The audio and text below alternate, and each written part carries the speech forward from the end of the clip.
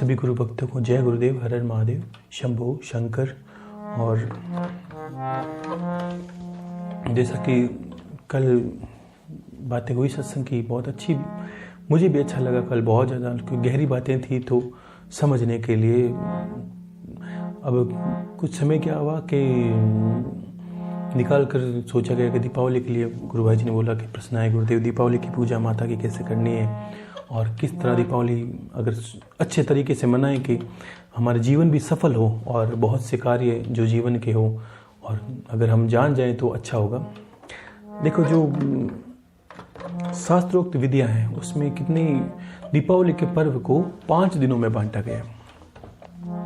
दीपावली के पर्व 5 दिन का होता है और ये शुरू होता है धनतेरस से। जब हम त्रयोदशी होती, धन त्रयोदशी, उस दिन 14 को और अमावस को, एकम को और दूज को, ये 5 दिन आपको मनाने हैं। दीपावली माता लक्ष्मी को समर्पित है और भी देवता समर्पित है।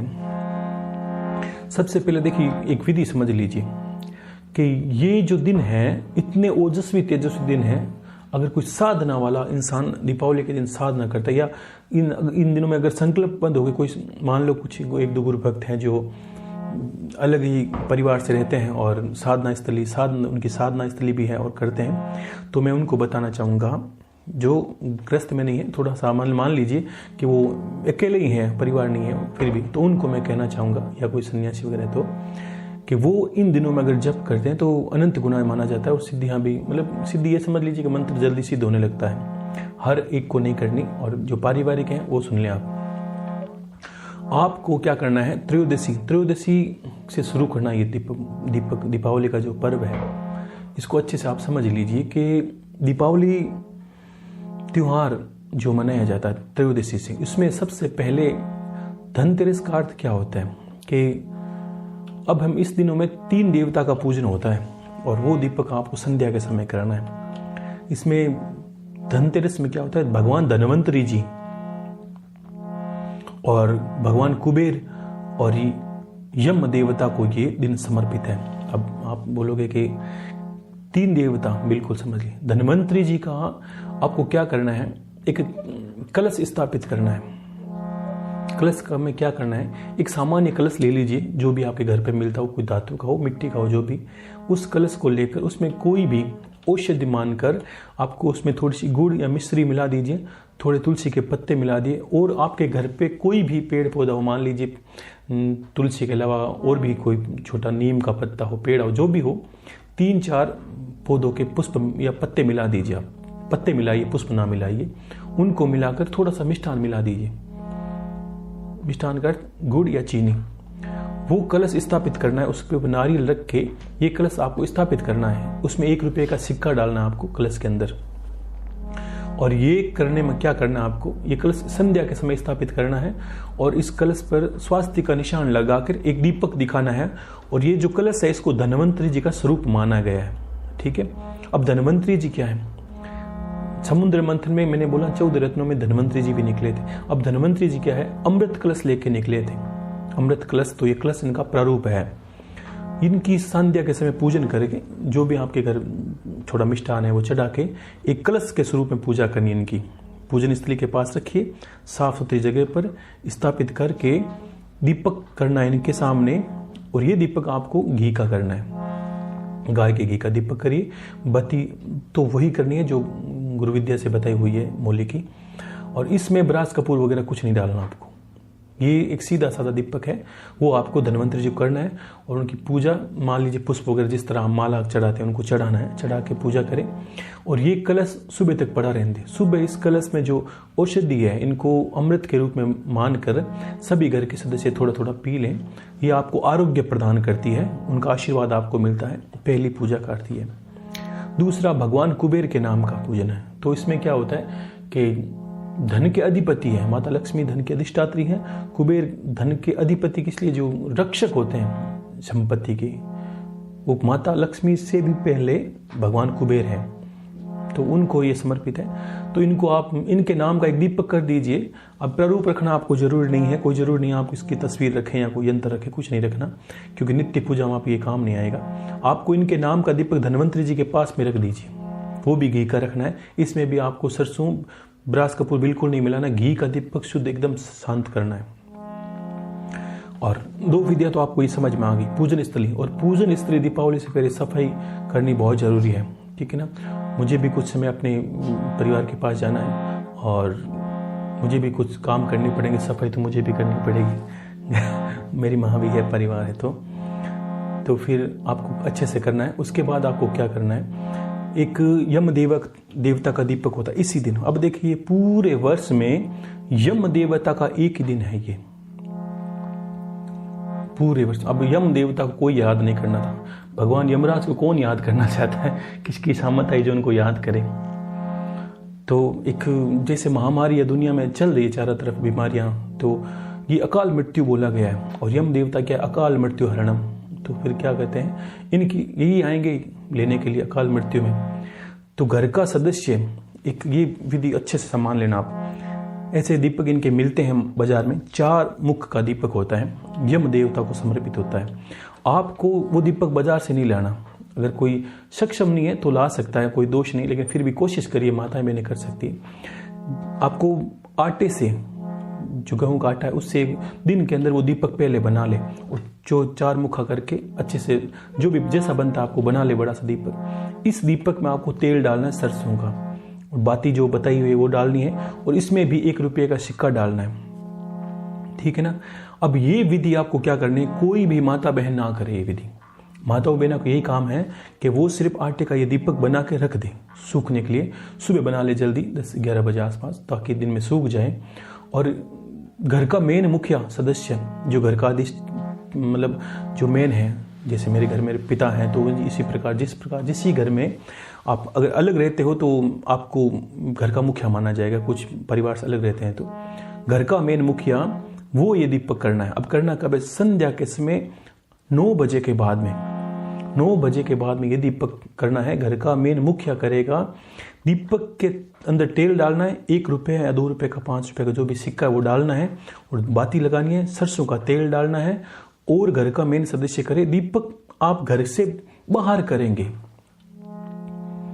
यम देवता को घर में नहीं बुलाना। और ये इतने मतलब आशीर्वाद मिलेगा इनका कि घर में कभी भी अकाल मृत्यु नहीं आएगी, इनको याद करने मात्र से। क्योंकि साल में 1 दिवस होता है, जो भी इनके दिवस को मनाता है इनको वरदान होता है कि उनके घर में कभी अकाल मृत्यु नहीं आती। तो वो आपको मान के, घर का मेन सदस्य, स्त्रियां नहीं करना है, स्त्री जाएगी भी नहीं वहाँ दीपक करने के लिए। घर का मेन सदस्य है वो घर में धनवंतरी देवता उस सब की पूजा करके इनकी दीपक की विधि को पहले संभाल अच्छी तरह कर ले। बाहर जाके जलाना है। जगह जलाते वक्त आप जहां भी जिस तरह भी आपका मकान हो, ये मतलब नहीं किस तरह आपका घर का दरवाजा है, आपको जलाने वाला सदस्य उसका मुंह दक्षिण में होना चाहिए।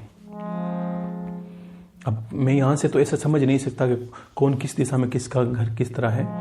आपको ये समझना है, चारों दिशाएं देखनी है।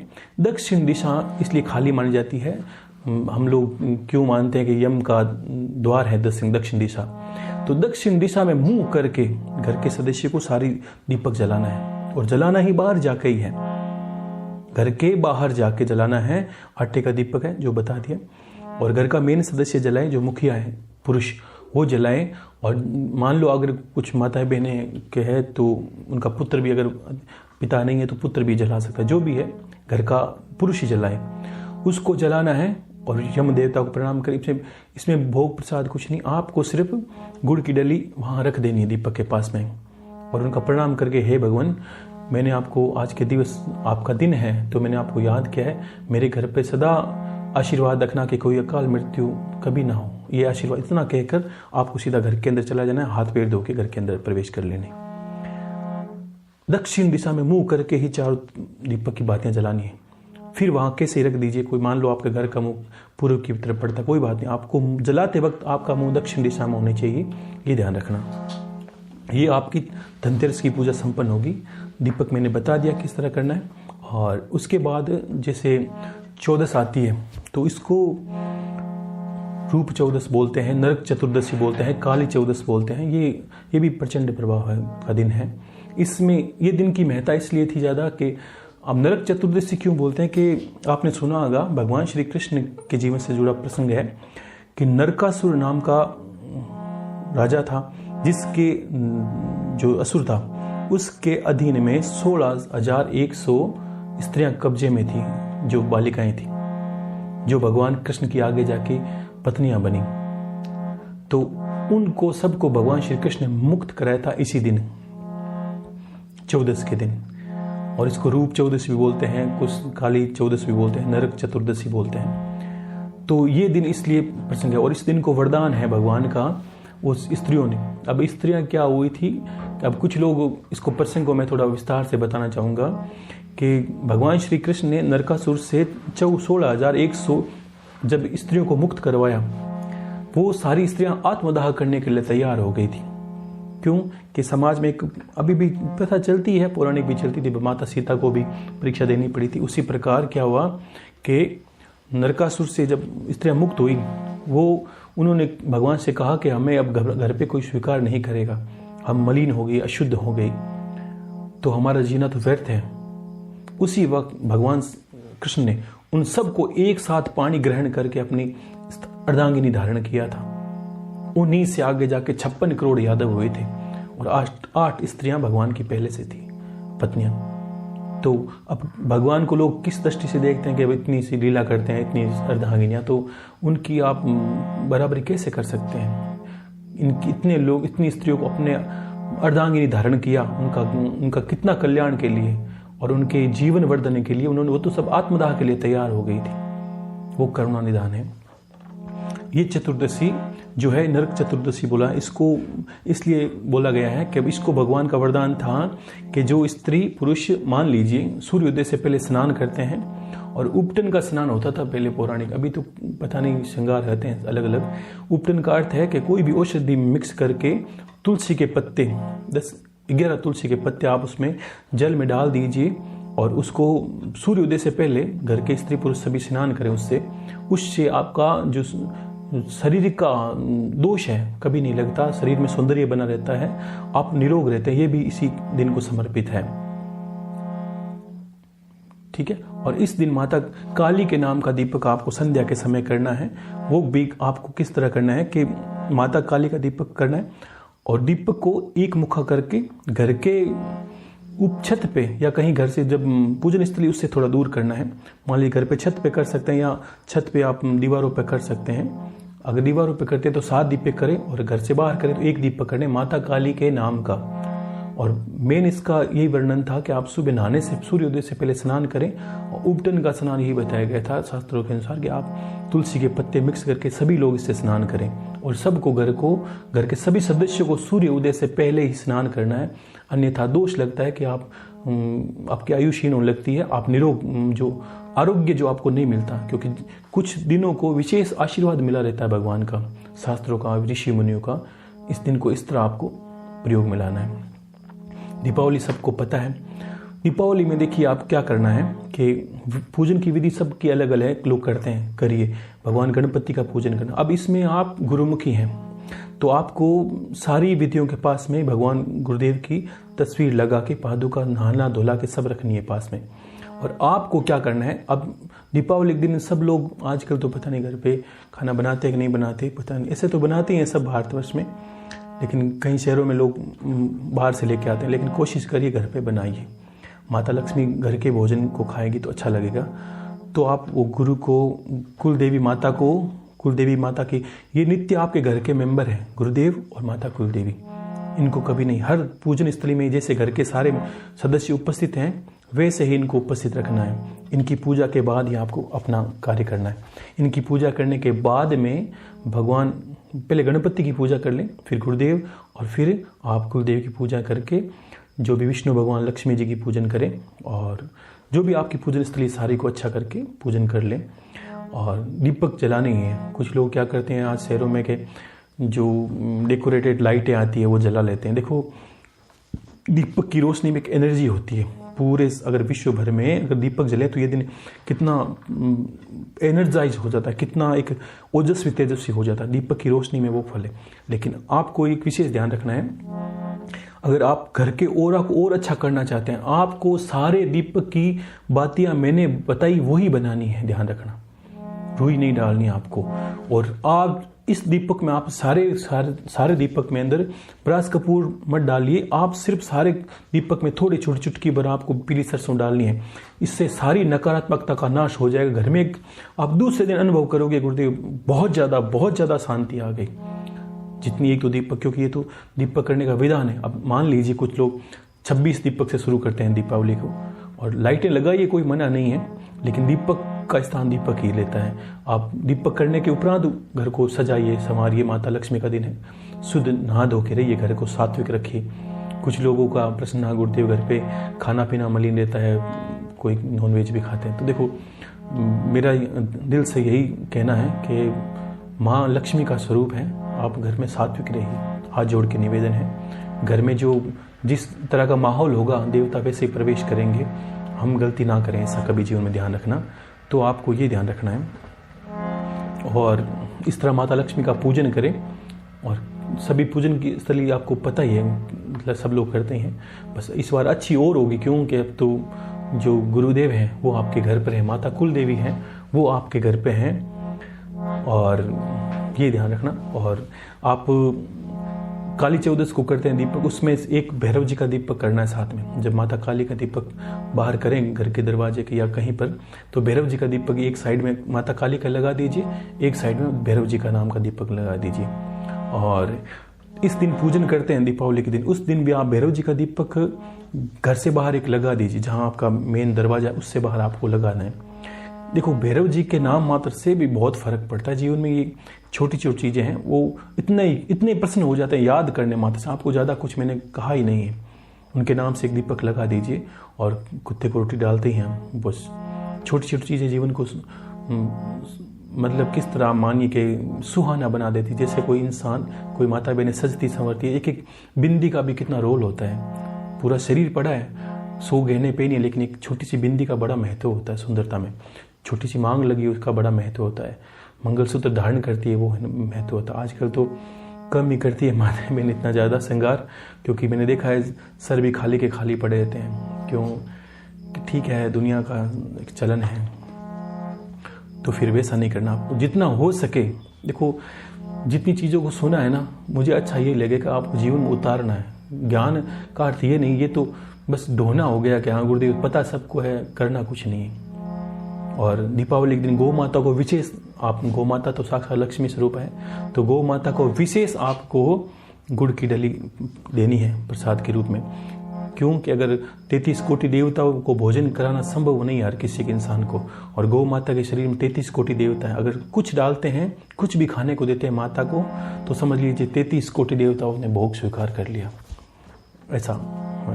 और आने उसके बाद जो दिन लगता है, चौथा दिन इसमें आप में, वो होता है गोवर्धन पूजा का। वो भी सबको पता है कि भगवान श्री कृष्ण ने जब भगवान इंद्र के द्वारा कुपित होने पर गोवर्धन पर्वत उठाया और सभी गोकुलवासियों को सुरक्षा दी, इसलिए गोवर्धन पर्वत की पूजा होती है। क्योंकि इतनी औषधियाँ, पर्वत नहीं होते, पहाड़ नहीं होते, कितनी औषधियाँ आपको पता है पहाड़ों से और ऐसी जगहों से आती है। तो फिर इस दिन गोवर्धन देव पर्वत की पूजा होती है, सुबह सुबह माताएं बहनें करती है, और गोबर के स्थान पर गोवर्धन देव की पूजा होती है सुबह सुबह प्रातःकालीन। वो दिन ऐसा हो गया। उसके बाद आपके 5वां दिन लगता है पूजन का। इस दिन भी दीपक सब दिन करने हैं, दीपावली के दिन ज़्यादा करिए, बाकी अन्यथा 11 दीपक तो 7 दिन 5 दिन आपको करने ही करने हैं, देवताओं के अलग निकालने हैं। उसके अलावा 11 दीपक आपके छत पर घर पे होने ही चाहिए। और हर दिन ऐसा सोचिए कि बस ये तो इतना मौका मिलता है, मुझे तो इतना शौक है इसको सजाने का। घर पे जाता हूँ तो भी मेरी माता तो करती है बहुत ज़्यादा, घर वाले करते हैं, मुझे बहुत प्रसन्नता मिलती है। शौक है मुझे खुद एक से काम करने का, तो फिर करना है सबको। घर के सारे सदस्य मिलकर करें, छोटे बच्चों को इसमें शामिल करें। ऐसा नहीं कि पत्नी कर रही है, पति अपने काम से व्यस्त है, ऐसा नहीं, दोनों मिलकर करें तो भी बहुत आनंद आता है। तो फिर ऐसा करिए और आनंद से मनाइए। और 5वां दिन लगता है इसमें, आपको पता है कि ये दिन भाई दूज का दिन माना गया है। अब इसमें बड़ा विचित्र दिन है, ये भी यम देवता को समर्पित है। अब कुछ स्त्रियां अपने भाइयों को रक्षा सूत्र बांधती है इस दिन भी, क्योंकि ये दिन इसलिए माना गया था कि यमराज जी की बहन है माता यमुना, जो वृंदावन में यमुना जी है, यमराज जी की बहन है। और यमराज जी इस दिन अपने बहन से मिलने गए थे, और यमुना जी का आशीर्वाद है इस दिन को। जो भी बहन अपने भाई को याद करके उसको कलावा बांधती है, उसकी आयु निश्चित तौर पर वर्धन होती है। ये माता यमुना का वरदान है और यमराज जी का वरदान तो है ही। तो ये इस दिन भी आपको 11 दीपक घर पे करने हैं, यमराज जी के और माता यमुना जी के नाम के। तो फिर आशीर्वाद है मेरा, इस तरह आपको मनाना है सारा, और बड़े प्रेम से। इस बार तो गुरुदेव आपके साथ हैं और बिल्कुल इतने खुश होकर मनाइए।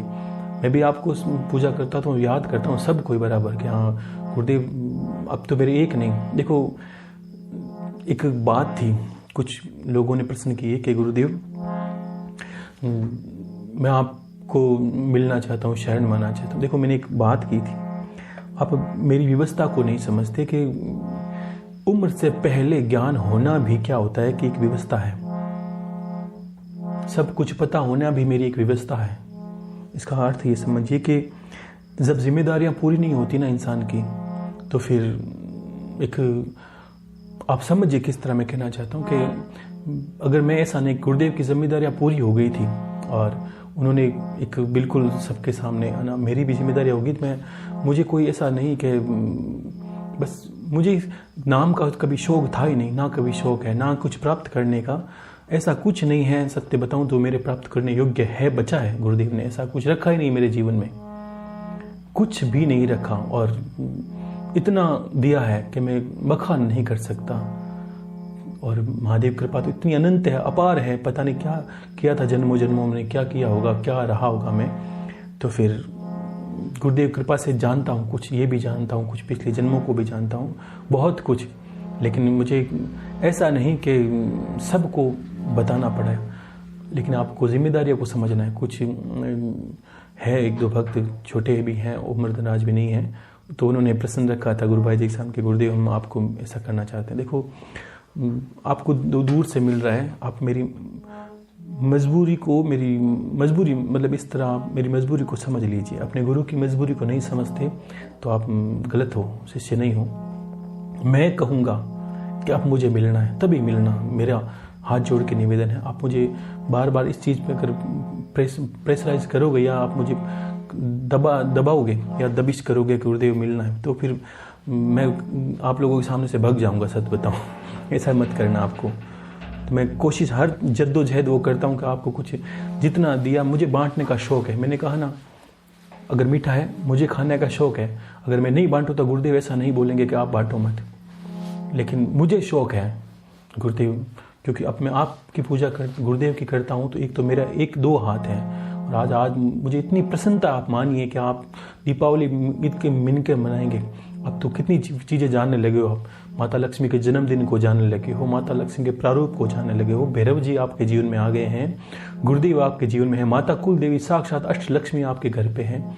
अब क्या चाहिए गुरुदेव, घर तो हरा भरा रह गया, कुछ करना ही तो नहीं है। और इसलिए अब मुझे ऐसा प्लीज़ मैं आपको फिर से निवेदन करता हूँ, ऐसा कभी मत कहना कि मिलना है। मैं अपना आप मिल लूँगा, ऐसी जद्दोजहद होगी, लेकिन जो जीवन के कार्य हैं, मेरे भी माता पिता हैं। और देखो एक होता है ना, जो भागने वाला होता है जिम्मेदारियों से, उसको ना यहाँ जगह मिलती है ना वहाँ मिलती है। अपने कार्य करते रहें, और भक्ति का इतना अच्छा रास्ता बताया गया है, जो मैंने अपने कलेजे को फाड़ के बताया आपको ये समझ में तो आ गया। गुरुदेव बोलते हैं तो कहाँ से बोलते हैं, वाणी तो मुख की हो नहीं सकती, ये मुख की वाणी नहीं है। आप समझ रहे हो जो सुनते हैं, मैं जानता हूँ कि मुख की वाणी नहीं है, तो कलेजे को फाड़ के बोलता हूँ। जिस प्रकार हनुमान जी ने सीना चीर के राम जी को बताया था, मैंने सीना चीर के ही आपको देता हूँ। जितना देना है मैं कुछ नहीं छोड़ूंगा, जो है उसको इतना अच्छा से दूंगा। और हर चीज़ के पीछे मैंने 12 साल लगाए हैं, एक नादान उम्र में, जो परिवार के साथ रहते हुए, और कहाँ कहाँ घूम घूम के किस तरह एकांत में रहकर सारे कार्य करते करते मैंने एक आप में से निकल के सारे कार्य किए हैं मैंने। अगर मैं कर सकता हूँ तो आप भी कर सकते हैं, अन्यथा एकांत में रहना ही सब कुछ होता तो बहुत सन्यासी आप मिलिए, वो नहीं होता। ईश्वर जिस पे कृपा करता है उसी को उसका प्रसाद मिलता है। आप उस पर भरोसा रखिए। मुझे गुरु पर भरोसा था, इस तरह वो जीवन में आए, तो वही आपको, अगर मुझे मिला है तो आपको मिलेगा निश्चित तौर पर। अगर मेरी जिम्मेदारियों को आप नहीं समझे, आप गुरु को नहीं समझे, तो आप क्या समझे जीवन में, बताइए। गुरु को मानना ज्ञान नहीं है, गुरु के कहे को मानना ज्ञान है। गुरु कहे सो करिए, गुरु करे सो नहीं करना। गुरु क्या कर रहा है वो करना नहीं, गुरु कहे वही करना है। अगर मानते हो, अन्यथा क्या होगा, आप मिलोगे। तो अब सोचिए कि अगर कोई मिल ले, मान लीजिए मैं किसी से मिलता हूँ, तो फिर मैं मिलूंगा तो 5 कोई समझा सकता हूँ, 5 कोई बता सकता हूँ, और अन्यथा आप एक साथ के हजारों लोग समझ रहे हो। मैं पूरी समय निकाल कर सारा आपको कुछ बताता हूँ और आपको समय निकाल के सुनना है। और एक प्रश्न आया था किसी गुरु भाई जी का, बड़ा विचित्र था, लेकिन मैं उनको जवाब देना उचित नहीं समझा। लेकिन उनको मैंने कहा आज मैं इसी सत्संग में बोलूँगा, नहीं बोलने का विषय था लेकिन बोलता हूँ। उन्होंने प्रश्न रखा, नाम नहीं लूँगा मैं किसी का, कि गुरुदेव मेरी पत्नी है, परिवार है, मैं गुरु मानता हूँ आपको, सेवा पूजा करता हूँ, मेरे जीवन में बहुत खुश आया है, मतलब खुशी है जीवन में, और इतना आनंद आया है जितना आप सब लोग आनंदित हैं उतने ये भी गुरु भाई जी आनंदित हैं, बहुत आनंदित हैं। लेकिन ये क्या कह रहे हैं, इनकी गलती, कि ये कह रहे हैं गुरुदेव मेरी पत्नी के अलावा एक जो इनकी कोई मित्र है स्त्री, उससे मेरा मतलब प्रेम है, ठीक है। तो फिर अब तो मैंने मतलब बहुत कम कर दिया, आपको सुनने के बाद ये कर दिया, मैं पत्नी को ही मानता हूँ। लेकिन एक बात बोलता हूँ मैं उनको, अगर आप ऐसे हो तो आपको 2 जगह में जगह नहीं मिलेगी। 2 जगह का अर्थ क्या है, ना यहाँ ना वहाँ। जिसने स्त्री को नहीं समझा वो कभी किसी को नहीं समझता। मेरी ज्ञान के पीछे मैं कभी कहता नहीं, लेकिन ये भी आप समझ लीजिए, स्त्री का जीवन में, मैंने कहा ना, ये सत्य कहा किसी ने कहा तो, कि हर कामयाब इंसान के पीछे स्त्री का हाथ होता है। महादेव से ले लीजिए, माता लक्ष्मी से ले लीजिए, आप किसी को ले लीजिए। ब्रह्मा जी के पास सरस्वती क्यों है, क्योंकि दुनिया को बढ़ाने के लिए ज्ञान से, भगवान को क्या, ब्रह्मा जी को दुनिया रचने के लिए ज्ञान चाहिए, और ज्ञान की अधिष्ठात्री माता लक्ष्मी सरस्वती है। भगवान विष्णु को संसार चलाने के लिए लक्ष्मी चाहिए, वो लक्ष्मी उनकी पत्नी है। शिव को शक्ति चाहिए संसार का संहार करने, माता पार्वती साथ है। लेकिन किस भारत भूमि रहे तो स्त्री का आप सम्मान नहीं करते हो। जानवरों की बातें आप मान लीजिए, किस तरह, मैं आपने बोला होगा भक्ति में फर्क है, लेकिन मैं अंतर में, आप ये सुन रहे हो तो मैं बिल्कुल खुश नहीं हूं आपसे। अगर आप जिसने प्रश्न किया है, आप मान लीजिए मेरा, अभी मैं उल्टा कुछ नहीं बोलूंगा, लेकिन मैं इतना जरूर कहूंगा, आप जो भी हैं, आपको इसी क्षण तत्संग त्यागना है, नहीं तो आप शिष्य नहीं हो, आप अपना रास्ता देख लीजिए। ऐसी जगह मैं अपने गुरुदेव के नाम से नहीं कह सकता कि हाँ धीरे धीरे छोड़िए, धीरे धीरे का पीछे नहीं है, आपको त्यागना है। जिस पत्नी ने आपके पीछे संसार को त्याग के आपके पीछे आई है, शर्म आनी चाहिए, आप उसको दगा दे रहे हो। किसको? आप, जिसने पत्नी को नहीं समझा, कुल देवी को क्या समझेगा, माता लक्ष्मी को क्या समझेगा। सदगति आप सोच नहीं सकते। गुरु का ज्ञान ठीक है, आपको सुनने से आनंद आता है, लेकिन उतरेगा नहीं जीवन में, ध्यान रखना। उतरने का अर्थ तो मैंने पहले ही बोला था, मैंने कहा मैं उसी को मानता हूं जो स्त्री को बहुत आदर देता है। मेरे गुरु ने एक ही बात बोली थी, यत्र पूज्ये नार्ये रमन्ते तत्र देवता। मैं कभी भी सहन नहीं कर सकता कोई माता बहनों कुछ कहे, ठीक है कुछ गलती होती तो परिवार के पति पत्नी है, बैठ के बात कर सकते हैं। ज्ञान के पीछे स्त्री का आधार होता है, इतना समर्पण होता है कि अगर मुझे भी किसी ने रोक लिया होता आपकी बातें तो आप नहीं सुन रहे होते। इतना समर्पण होता है स्त्री के अंदर। तो ऐसा कभी मत करना, और स्त्री को परेशान करोगे आप, गुरुदेव कृपा कभी नहीं पाओगे। मैं आज ही उनसे अरदास करूंगा, गुरुदेव ऐसा है तो आप श्राप ही दीजिए, सीधी सी बात है, मुझे नहीं पसंद, आप कोई दूसरा गुरु देख लीजिए कभी भी। और आपको लगता है कि गुरुदेव मैं बस आपने जो बोल दिया वो मेरे लोह की लकीर है, तो आज इसी क्षण आपको एक संकल्प बंद होकर पत्नी के सामने समर्पण भाव से कहना है और छोड़ दीजिए। गलती हो जाती है, वो आपको क्षमा करेगी। लेकिन सोचिए कि आप किस तरह के इंसान हैं, किस भूमि पर। क्या भगवान को, राम को मानते हैं? किसको मानते हो? भगवान किसको मानते हो? विष्णु को मानते हो, लक्ष्मी को मानते हो, सरस्वती को मानते हो, किसको मानते हो? ये सनातन धर्म का आधार नहीं है। आप एक पत्नी के प्रति वफादार नहीं रह सकते। आप, भगवान तो पहले ही देख लेगा आपको, आप क्या वफादार बनोगे, क्या गुरु की प्रीत निभाओगे। आपको तो कल कोई बड़ा संत मिल गया था, गुरुदेव मुझे तो आपकी सुनता हूँ करता तो वो, तो फिर आपके लिए वो रास्ता खुला है। क्योंकि इंसान की जो आदत पड़ जाती है वो कभी नहीं छूटती। पुराने लोग बोलते थे, जारा पड़िया स्वभाव और जासी जीव सु। जिसको जैसी आदत पड़ जाती है वो उसकी सैया पर जाके खत्म होती है। तो ऐसा कभी मत करना, तत्क्षण त्यागना है। मैं आपका नाम नहीं लेना चाहता और लूँगा भी नहीं। और गुरु भाई जी ने कहा कि जब मैंने कहा मैं ऐसा कहना चाहता हूँ, कुछ सावधानियाँ ज़रूरी है। ये सावधानी अगर कोई दूसरा करता है तो भी सुन ले। मैं हाथ जोड़ के निवेदन करता हूँ, ऐसा कभी मत करना। आपके लिए ज्ञान नहीं है, ना गुरु विद्या है, ना आपके लिए गुरु है। ये मेरा रास्ता नहीं है, ये मेरा काम नहीं है। यहाँ कोई स्कूल खुली नहीं है कि आप फीस जमा करा के ज्ञान ले सकते हो। ज्ञान साफ सुथरा ज्ञान है, आपको चाहिए तो लीजिए, लेकिन आपको इसके लिए पात्रता अर्जित करनी पड़ेगी। पात्रता क्या है? आपको, मैंने कहा ना बहुत पहले, हर बार बोलता हूँ अमृतवाणी में, या गुरु को छोड़ दीजिए या गलत रास्ते को छोड़ दीजिए, अन्यथा मारे जाओगे। सत्य बात बता रहा हूँ, मारे ही जाओगे आप। ना कोई देवता आपकी सहायता नहीं करेगा, क्योंकि गुरु बनने के बाद ही आप में इस तरह की लायकता नहीं है, तो आप क्या करोगे बताइए? ठीक है ना? तो तत्क्षण त्यागना, आपको ऐसा कभी नहीं करना। और बाकी सबको मैं बहुत बहुत साधुवाद देता हूँ। और माताओं बहनों को विशेषकर कि आप क्यों सम्मान करता हूँ, आप सुनिए कि कुछ माताओं बहनों ने कर्नाटक से कहीं कहीं से भजन भेजे। मुझे सही बताऊँ, उनकी भाषा समझ में है, लेकिन प्रीत समझ में आ गई। भाषा से क्या फ़र्क पड़ता है, लेकिन ये समझ में आ गया कि वो क्या कहना चाहते हैं। बड़ी प्रीत से इतने भजन मैंने सब कुछ सुन रहा हूँ। कुछ माताओं बहनों ने वीडियो में गा के भेजे, वो भी मैंने देखे, मुझे अच्छा लगा। आप भी गाइए, आनंद है, कोई दिक्कत नहीं, सबके सब सुने। स्त्री के बिना संसार की कल्पना की नहीं जा सकती, सत्य बात है। स्त्री सर्वथा सुंदर ही होती है। नारी का रूप ही प्रकृति है। प्रकृति का अर्थ समझ गया? प्रकृति ही नारी है, प्रकृति ही शक्ति है। और जो दिख रही है उसका छोटा स्वरूप स्त्री है, बड़ा स्वरूप साक्षात जगदम्बा है। तो फिर आपको समझना है। माता लक्ष्मी को कब देखोगे नहीं पता नहीं, लेकिन घर की वधू आती है तो पत्नी होती है। वो क्या है कि माता लक्ष्मी, घर में अगर छोटी बच्ची होती है माँ लक्ष्मी का स्वरूप है। माँ है, माता लक्ष्मी का स्वरूप है। अगर मैं माँ का आदर नहीं करूँगा, पत्नी का आदर नहीं करूँगा, तो मैं माँ का, लक्ष्मी माता का कैसे आदर कर सकता हूँ? क्योंकि मेरा तो आदत पड़ गई है। वो आदत आपको डालनी नहीं है। ठीक है? और सबको साधुवाद है, खुश रहिए।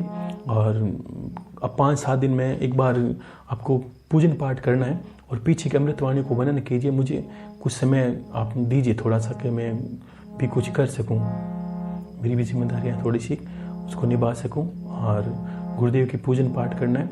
आप गुरु भाई जी से फ़ोन पर कुछ पूछना है पूछिए। और एक कल गुरु भाई जी समय निकाल कर एक वीडियो डालेंगे जिसमें आपको नित्य हवन की। और हाँ, एक बात और कहना चाहता हूँ कि आपको लक्ष्मी पूजा के दिन घर में जो खाना बनता है उसकी 21 या कम से कम 51 आहुति, मतलब आपको हवन करने की विधि गुरु भाई जी बता देंगे। उस समय आपको 51 आहुति घर के भोजन की देनी है। अभी इस करते ही आपका घर का भोजन माता लक्ष्मी के सीधा पास में पहुंचेगा। आज तक चढ़ाते हैं, अब आपको छोटा सा हवन कुंड जलाए दीप पूजन के बाद, और कोई भी घर के पति पत्नी पास में बैठकर, और माता लक्ष्मी का हवन है तो इसमें आप कोशिश करिए कि पति पत्नी दोनों जोड़े बना कर बैठे, बच्चे भी बैठे साथ में। इसमें आपको दूसरी कुछ नहीं, घी डालना है और सीधा घर का भोजन डालना है, थोड़ा थोड़े टुकड़े करके। जो भी बनता है आपके अंदर, माता को, हे माँ तू मेरे घर पे खा। और कुल देवी माता को, सभी को, जितने को बुलाए हैं सबकी 7 आहुति से कम नहीं देनी। गुरुदेव के नाम से 7 दे दीजिए, कुल देवी माँ की 7 दे दीजिए, जिनको भी पूजन किए भगवान गणेश के 7 दे दीजिए। इसमें कोई आपको गिनना नहीं है 21 दूँ 22 दूँ, आप 7 आहुति दे दीजिए। और माता लक्ष्मी का दिन है तो इनको 51 या 21 आहुति। अंत में जो देवता का दिन होता है उनको सबको देने के बाद देते हैं, तो वो ज़्यादा प्रश्न होते हैं कि मेरा दिन है आज, कुलदेवी माँ ने इनके भोजन किया है, गुरुदेव ने भोजन किया, गणेश भगवान ने भोजन किया है, अब मुझे आहुति। तो उनको बहुत ज़्यादा प्रश्न होता है, देवों में ऐसा गुण होता है। तो फिर आप खुश रहिए। गुरु भाई जी हवन की विधि आपको कल तक वीडियो में डाल देंगे। और मैं थोड़ा अब 5 दिन आप पूजन करेंगे, उसके अलावा आप पीछे के अमृतवाणी को मनन करें, थोड़ा सुने, मन थे आप जीवन के। काफ़ी प्रश्न ऐसे हैं, कितनी विधियाँ आपको बताई, बहुत विधियाँ बताई हुई है, आगे भी चलेगी, लेकिन एक रिवीजन का होता है। आप थोड़ा मनन करिए, आप अपने अंदर सुधार लाइए, कुछ गलतियां तो संवारिए, अन्यथा सुनिए आप। और समय मिलेगा तो गुरु भाई जी आपको बता देंगे मैं कब बोलूँगा। लेकिन अब मेरे घर पे भी मेरी माता ने काम कहा है तो वो मुझे करना ही पड़ेगा। तो फिर आशीर्वाद है।